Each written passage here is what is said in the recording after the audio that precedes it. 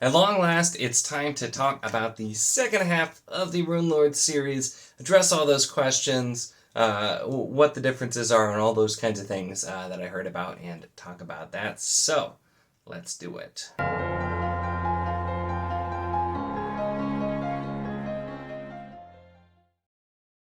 Hello and welcome to my channel. In this video, we are going to be talking about the second half of the Runelords series. So I did do a video, kind of a series review of the series up to the point that I had read previously, which was the first 4 books, which really are the first arc, with the second arc still very much, a sequel, but it is really picking up and kind of doing its own thing. Now, I had heard some mixed things. Some people said, like, oh, things got really weird, or, weren't a huge fan, or at the same time with the last book, the first arc, The Lair of Bones, I'd seen some things where people complained, like, we didn't really get any resolution for, like, this, or why did they do this in the book? And so after reading the next 4, and finishing the books that we have to now, I kind of wanted to talk a little bit more about the series, talk about what my thoughts were with the second half of this series, and go from there. So we're talking here about Book 5, Sons of the Oak, and Book 6, Worldbinder. Man, I love the old school fantasy art on these. Book 7, The Wormling Horde, and Book 8, Chaos Bound, which, like, cool cover, but why did you change it from the cool old school fantasy cover art? I don't know. We're going to be talking about these 4. So I'm going to talk about some general things first about this part of the series without getting into spoilers. Although since some of this is talking specifically about things from the first, I will be spoiling the first 4 books at a later point. I'll make sure to warn before we do that. But I think the big question is the series worth reading? And in my opinion, absolutely yes. I talked about with the first 4, which honestly, if the fact that there's still another book that may or may not come out is a really big issue, you could stop after the first 4.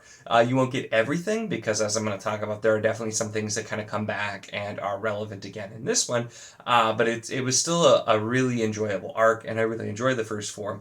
But even reading these, it doesn't quite necessarily end on like a cliffhanger per se, like what is going to happen, but it definitely ends as like things are about to go down.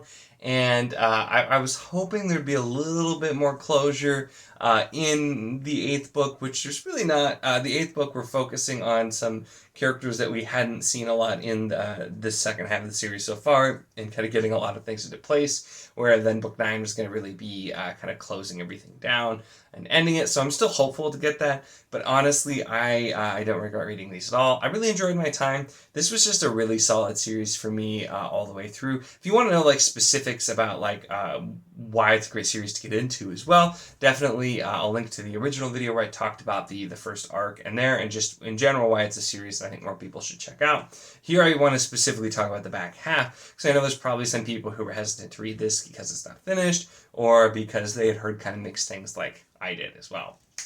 So we start with Sons of the Oak, and this book is really the transition book, which is why I do think it makes sense why there's a 9th, because this is really the transition between the first arc and the second arc.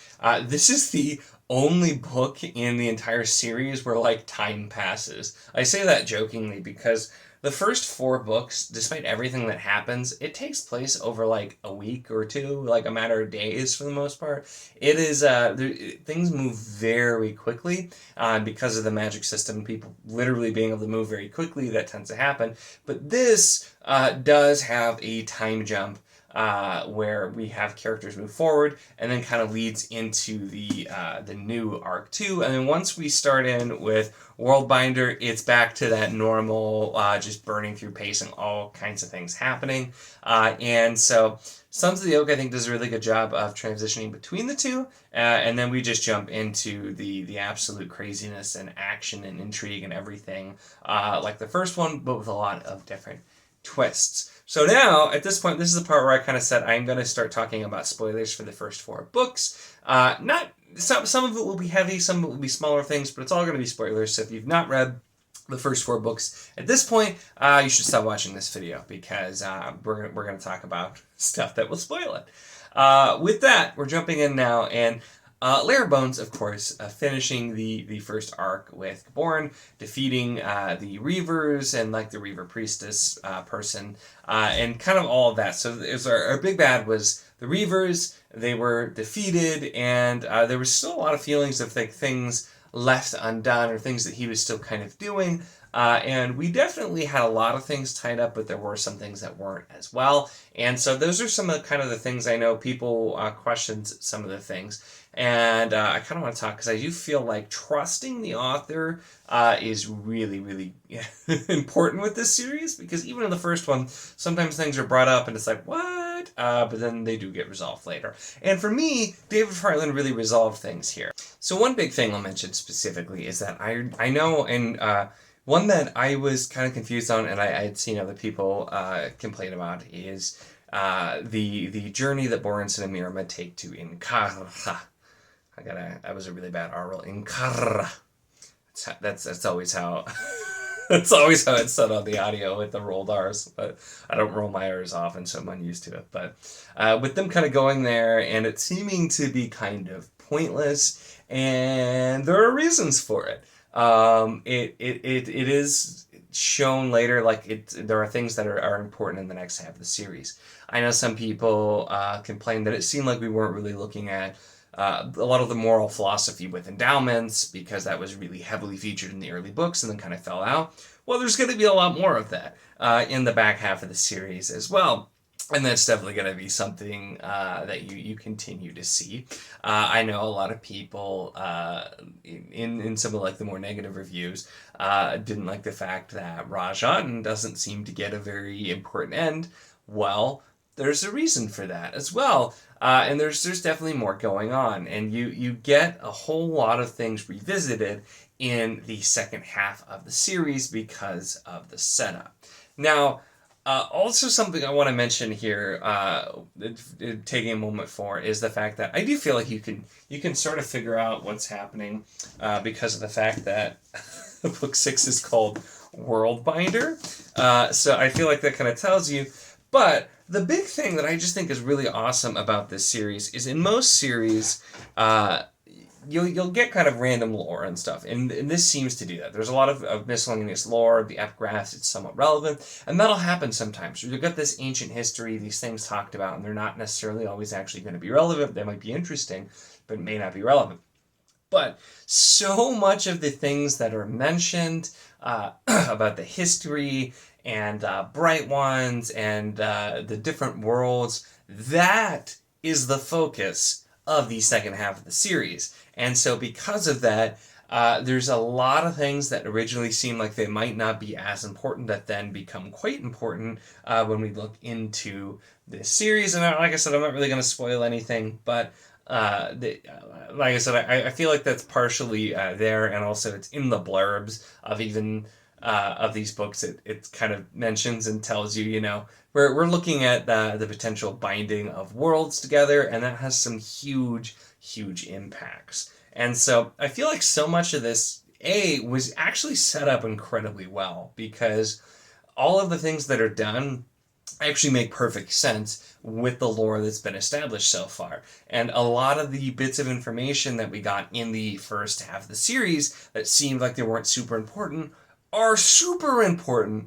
And so actually do come back in a lot of big ways. And there are still a few things I will say that finishing these 4 have not seemed to come back up yet. And so there are a few things here or there that I'm kind of waiting, because I'm like, there are a couple of things. I was talking the other day to T from An Erudite Adventure, and he mentioned, like, whatever happened with the days? And I'm like, I don't know. I was expecting to hear something from them too, and kind of didn't even realize. So, like, there are some things that are still left unresolved, although I imagine, just based on how much David Farland has had things come back and be relevant and be important in this series so far, that there's going to be more there. So hopefully the final book will eventually come out. I will be very excited to read it, because there's a lot of great stuff here. This has been a really enjoyable series. And like I said, for me, I absolutely still enjoyed it.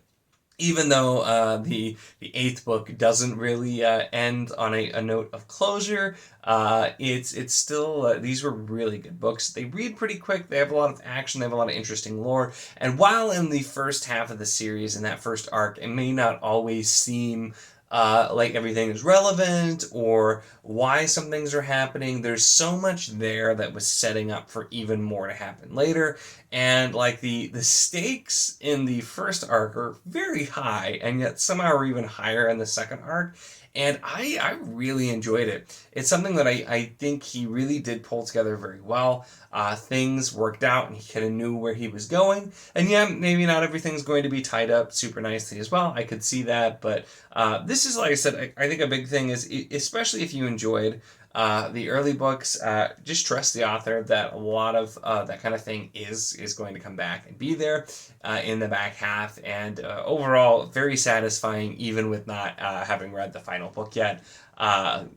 I still hope to, but I had a really satisfying time. And this is still definitely a series that I do recommend checking out. Like I said, there were so many things that just really do come back later, or that you find out more for, or that you could kind of see why this was being done, to start to familiarize yourselves with different areas. And it's such a vast and interesting world. It's still one of the most unique and creative magic systems that I've read. The way that the magic system is used as a plot device, both for they could do things with the magic, but also discussing the morality of the magic. It's just the way that it's set up, the world building, the lore is fantastic, but also a ton of great action and just great character moments. And there's so many unique dynamics between characters as well. And so the second half of the series for me definitely held to the same standard, and like I said, just went in some crazy directions, and really shows how much David Farland was playing the long game with this series. It's where, like I said,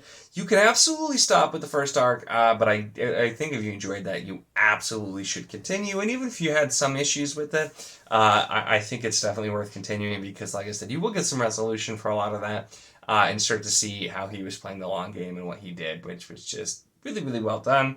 And I really, really enjoyed this series. I don't know if this is like a top 10, if it's going to crack my top 10 or not, but it's a really fun series, definitely worth the read. One that, even though I did audio for almost the whole thing, I made sure to collect all the hardcovers, because it's a great series and I wanted them in my collection, so that should tell you something as well. But yeah, great series, and those are my thoughts on the second arc of the Runelords by David Farland. That's it for this one. Make sure to give the video a like if you enjoyed it. Check the link in the description, as always, for the Wizardly Enclave Discord if you want to chat books, whether these books, other books, any books, really anything at all. It's a lot of fun. We'd love to have you. And of course, if you enjoy my content, make sure to subscribe.